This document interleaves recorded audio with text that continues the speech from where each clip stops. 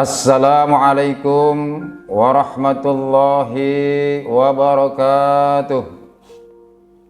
Alhamdulillahi wassalatu wassalamu ala rasulillah Sayyidina Muhammad ibn Abdillah wa ala alihi wa ashabihi wa man tabi'ahu wa walah. La hawla wa la quwwata illa billahil aliyyil azim.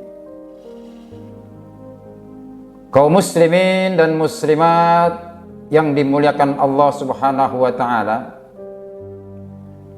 Pada tahun kedua hijrahnya Nabi kita Muhammad sallallahu alaihi wa alihi wasallam dari kota Makkah ke kota Yasrib atau Madinah, maka terjadilah huru-hara yang sangat besar, di mana ada terjadi perselisihan yang hal ini diabadikan dalam Al-Quran. Yaumal Furqan, Yaumal Taqal Jam'an. Allah Subhanahu wa ta'ala berfirman, hari ini adalah hari pembeda, di mana ada dua kelompok yang berselisih. Kaum muslimin rahimakumullah, apa yang dimaksud dengan dua kelompok yang berselisih? Pada saat itu terjadilah perang besar yang terjadi di sebuah kawasan yang bernama Badar, yang jaraknya 150 km dari kota Madinah. Dalam perang Badar itu, pasukan daripada kelompok kaum muslimin yang dipimpin oleh Nabi kita Muhammad sallallahu alaihi wasallam sebanyak 316 orang. Dan kelompok yang kedua yang dipimpin oleh Abu Jahal laknatullah itu mencapai 10.000 orang. Secara logika tidaklah mungkin kaum muslimin bisa memenangkan dalam perang tersebut. Tapi ini adalah bantuan Allah Subhanahu wa ta'ala. Kaum muslimin yang dipimpin oleh Nabi kita Muhammad sallallahu alaihi wasallam dalam perang Badar itu dimenangkan oleh kaum muslimin dalam peperangan besar itu. Setelah peperangan selesai, maka di sana ada harta ghanimah, harta rampasan perang. Kemudian dikumpulkannya harta rampasan perang itu oleh kelompok kaum muslimin. Ketika sedang mengumpulkan harta rampasan perang, tiba-tiba ada satu benda yang hilang daripada harta rampasan perang itu, yaitu sebuah kain atau sebuah permadani yang berwarna merah yang terbuat dari berudru itu hilang.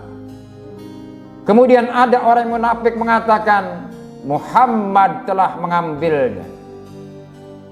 Kemudian Nabi Muhammad tidak menjawab dengan tuduhan-tuduhan bahwasanya ia disangka untuk menyembunyikan daripada berudru tadi yang berwarna merah itu.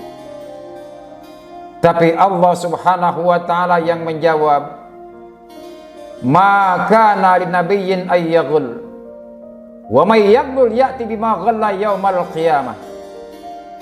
Kata Allah Subhanahu wa ta'ala, tidak sepatutnya seorang nabi berbuat kecurangan, tidak sepantasnya seorang nabi berbuat curang, dan siapa orang yang berbuat kecurangan, maka dia akan dikalungkan kecurangannya itu di lehernya nanti di hari kiamat.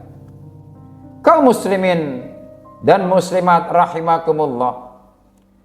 Kemudian Nabi bersabda, siapa orang yang berbuat curang, siapa orang yang mencurangi saudaranya sejengkal tanah, maka dia akan dikalungkan 7 lapis bumi di lehernya nanti di hari kiamat. Dan siapa orang yang mencurangi timbangan dan literan, dia pun akan dikalungi timbangan dan literannya itu nanti di hari kiamat di lehernya. Sedangkan Allah Subhanahu wa taala memerintahkan wa auful kaila wal mizana bil qisti.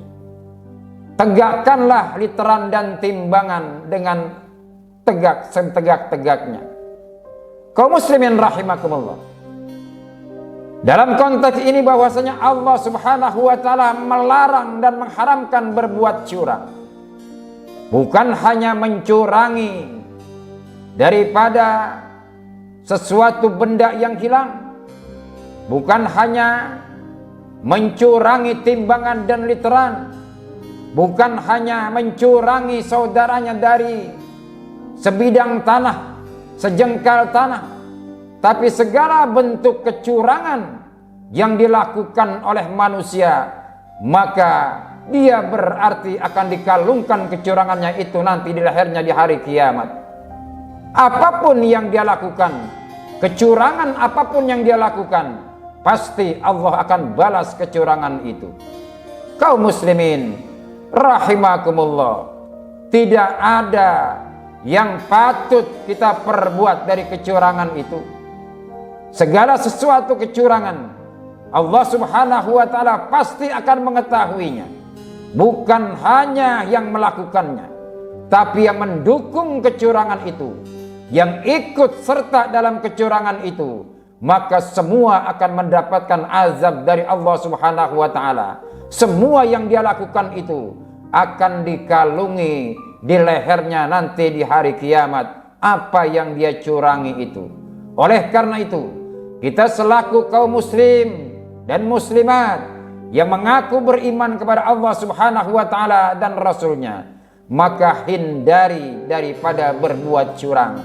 Baik curang terhadap saudara kita, curang kepada masyarakat, curang sesama manusia, maka semua itu adalah kecurangan yang harus kita singkirkan jauh-jauh dari kehidupan kita. Kalau kita ingin selamat nanti ketika di hari kiamat, orang yang berbuat curang dikalungi segala kecurangannya, dipertontonkan di halayak ramai, bahwasanya itulah orang yang selalu berbuat curang ketika dia hidup di alam dunia ini.